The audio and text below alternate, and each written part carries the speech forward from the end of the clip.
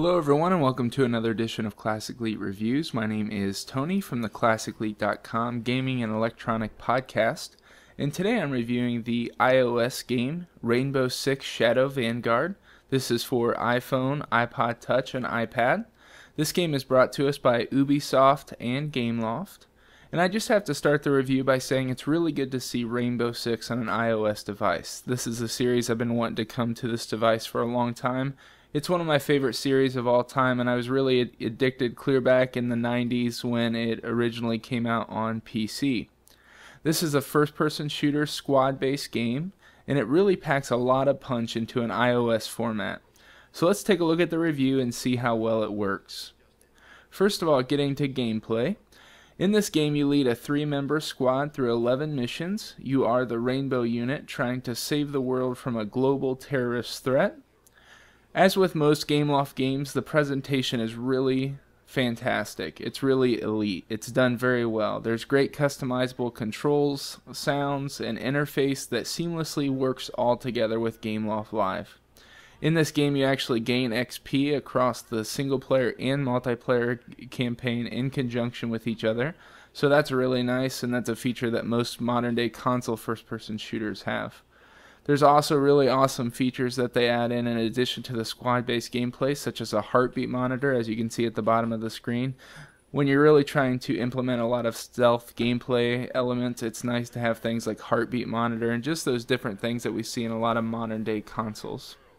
This is a style that combines classic Rainbow Six elements, such as squad-based tactical approach, with modern-day Tom Clancy titles such as Splinter Cell Conviction, which kind of provides the hints that are written on the wall throughout the level and one-touch maneuvers and controls for ease of use. So for instance, you can position your squad outside of the door by just simply tapping a button pointing them in that direction, and you'll see the little green buttons on the screen giving you the commands your squad can do. And then while they're against the door, you can use a snake cam to view enemies, and you can one touch to either have your squad go in the room firing at all enemies clearing the room, or you can have them drop a flashbang grenade while you fire upon the room. So the combination of classic elements with the modern day innovations works very well and allows you to enjoy the Rainbow Six series made for the touchscreen. I did have some repeated issues in the campaign with my squad at times getting in my way or in my firing way, or firing without my command, which is really frustrating because that can cause a firefight when I'm supposed to be using stealth to play.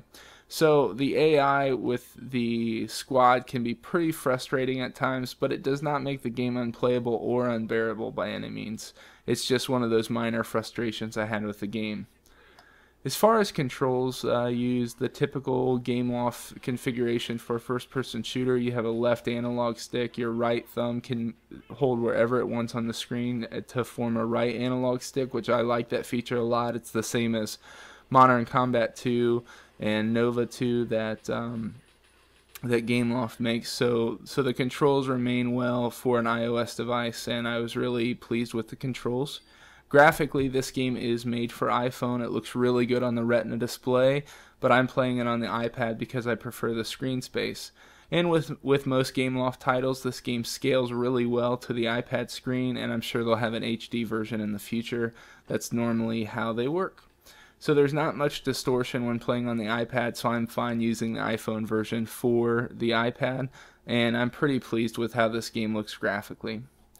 As far as multiplayer goes, you can do team or solo deathmatch, and so that's kind of a nice addition to have deathmatch in a Rainbow Six series. The spawn points aren't that great, so hopefully they can change some of those in an update. But you do have quick load times. You can join a friend, do a custom or quick game. Probably the biggest multiplayer addition to this game is the online co-op campaign, which is just an awesome addition. You can play through any level you've unlocked with a friend or random person online, or you can join them even if they're further than you in the game. Voice chat would be nice in a squad-based gameplay, but it's not quite there for iOS devices yet. But either way, this is a great addition and works well multiplayer online co-op campaign. In conclusion, this is a fun series to have on iOS devices. There's some small AI issues that can be frustrating, but overall you get a really great game that packs a big punch in a small package. Check this one out today.